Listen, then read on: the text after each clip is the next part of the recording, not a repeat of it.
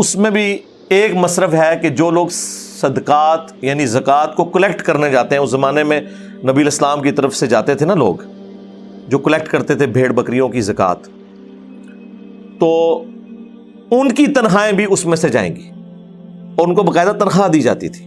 لیکن اس میں ایک چیز ہوتی تھی کہ بعض اوقات وہ لوگ ساتھ تحفے بھی لے کے آتے تھے،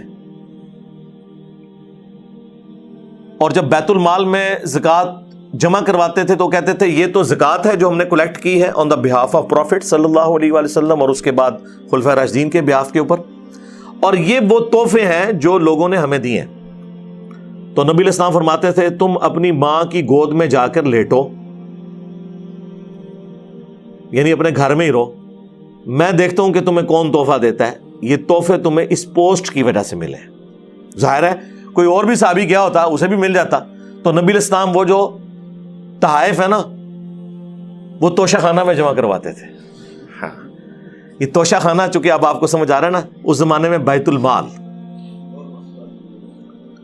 تو جتنے بھی بار کے تحائف ہیں نا یہ جو توشہ خانہ میں جمع ہوتے ہیں نا، اور یہ جو قانون بنا ہوا ہے، ویسے تو سارے لوگوں کو نظر آتا ہے پاکستان کا فلاں قانون جو ہے وہ قرآن و سنت کے منافی ہے، تو یہ بھی قانون منافی ہے. اور اس میں سنگل آؤٹ کسی ایک پرائم منسٹر کو آپ نہ کریں. جتنے پرائم منسٹر ہیں، جتنے آرمی چیف ہیں، جتنے ریاستی اداروں کے لوگ ہیں، جتنے چیف جسٹس نے آج تک جتنے بھی یہ تحفے لیے ہوئے ہیں نا، اصولاً ان کو بیت المال میں وہ جمع کروانے چاہیے. آدھی قیمت دے کے یا 20% دے کے نہیں لینے چاہیے، ادھر ہی رکھیں. یہ صرف عمران خان صاحب کی بات نہیں ہو رہی، ساروں کی بات ہو رہی ہے. لیکن یہ بڑا ایک ظلم ہوتا ہے کہ آپ ایک بندے کو ٹارگٹ کرتے ہیں اور اس کے خلاف ایک میڈیا کمپین چلاتے ہیں، بہت اچھی بات ہے، لیکن ایمانداری کا ثبوت دیں. انہی کے دور حکومت میں جتنے بھی باقی لوگ ہیں نا، ریاستی اداروں کے لوگ بھی، ان کے طائف کی لسٹ بھی کہیں سے نکالیں اور وہ بھی ڈسپلے کریں اور دکھائیں کہ ان کے ساتھ کیا ہوا ہے. پھر پتہ چلے گا کہ آپ لوگ ٹرو جرنلسٹ ہیں اور یہ سب کچھ لے کے چل رہے ہیں. صحیح، میں تو پہلے دن سے کہہ رہا ہوں کہ یہ غلط ہے. توشہ خانے کا کسی کو پتہ ہی نہیں تھا. ایسے 2 سال پہلے جب وہ ایک صحافی ابرار جس کو دھمکیاں دیں پی ٹی اے کی گورنمنٹ نے، جب اس نے وہ نئی اپلیکیشن دی تھی نا جسٹس گل حسن کے پاس، چونکہ میں چیف جسٹس تھے اس وقت اطہر من اللہ، تو میری بھی کچھ وہاں پہ ڈیٹس لگتی تھی، تو وہ گل حسن صاحب کے پاس بھی میری ایک دفعہ ڈیٹ لگی تھی. پٹھان آدمی ہے اور پٹھان دلیر بہت ہوتا ہے. یہ 2 مجھے خوبیاں پٹھانوں کی بڑی پسند ہیں، ایک دلیری، دوسری سادگی، اور باہر سے پڑھا ہوا ہے، انتہائی کوالیفائڈ بندہ ہے، کسی کا لحاظ نہیں کرتا. تو اس نے وہ جس طرح سماعت کی اور وہ ورڈز اس میں یوز کر رہا تھا نا، تو مجھے اندازہ تھا کہ اگر یہ مسئلہ آگے گیا نا تو یہ بہت خطرے ناک ہو جائے گا. حالانکہ اس وقت بات صرف شروع ہوئی تھی. تو بات یہ کہ نبی علیہ السلام نے یہی تعلیم دی ہے آپ نے کہ کوئی گفٹ آپ کو پوسٹ کی وجہ سے ملے نا گورنمنٹ کی، چاہے آپ صدقات اور زکوٰۃ کلیکٹ کرنے گئے ہیں یا گورنمنٹ کے کسی کام سے گئے ہیں. ظاہر ہے یہاں سے پرائم منسٹر یا آرمی چیف اپنے ذاتی کام کے سلسلے میں تو نہیں دوسرے حکمرانوں کو ملتا. پرائم منسٹر تو کوئی بھی ہو سکتا ہے، ایک پوسٹ کا نام ہے. آرمی چیف ایک پوسٹ کا نام ہے، کسی بندے کے ساتھ منسوب نہیں ہے. لہٰذا ان کو جتنے گفٹ ملتے ہیں نا یہ گورنمنٹ کے خزانے میں آنے چاہیے.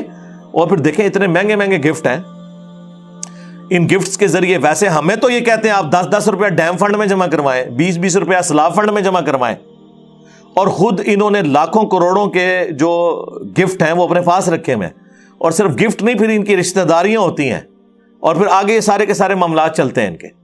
ان لوگوں نے اپنی جیبیں نہیں ڈھیلی کرنی ہے، انہوں نے نہیں دینا گورنمنٹ کے خزانے کے اندر.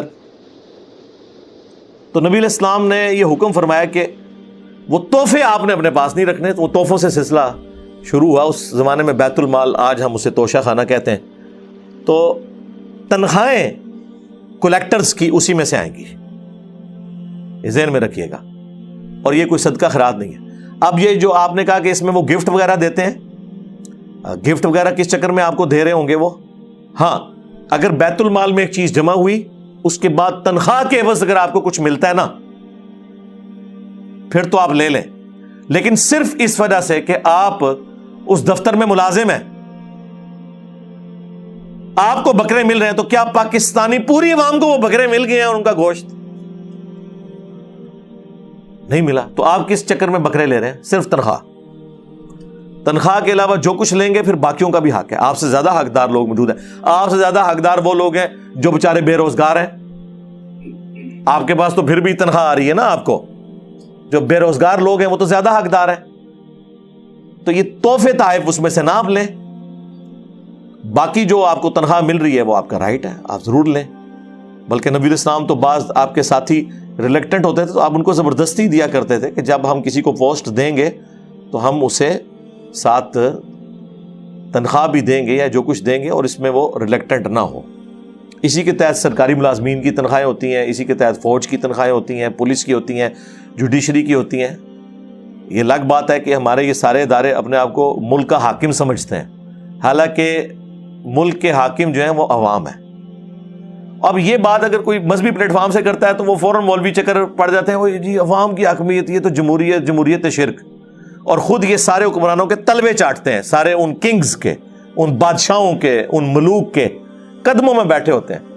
اسلامی ہسٹری میں جتنی حکومتیں حکمرانوں نے کی ہیں نا ظلم پہ مبنی, سارے مولوی بزرگان دین ہی تھے جو ان کے درباروں میں بیٹھے ہوئے ان کو فتوے دیتے ہوتے تھے.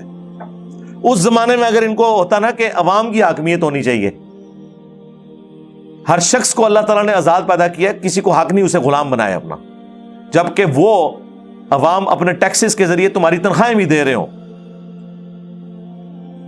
جائیں باہر یورپ اور امریکہ میں دیکھیں, واقعی وہاں پہ اگر پریزیڈنٹ ہے, پرائم منسٹر ہے, وزیر ہے, ویسے تو وہ وزیر کا لفظ ہی وہ سیکٹری کا لفظ استعمال کرتے ہیں, وہ اپنے آپ کو ملازم سمجھتے ہیں.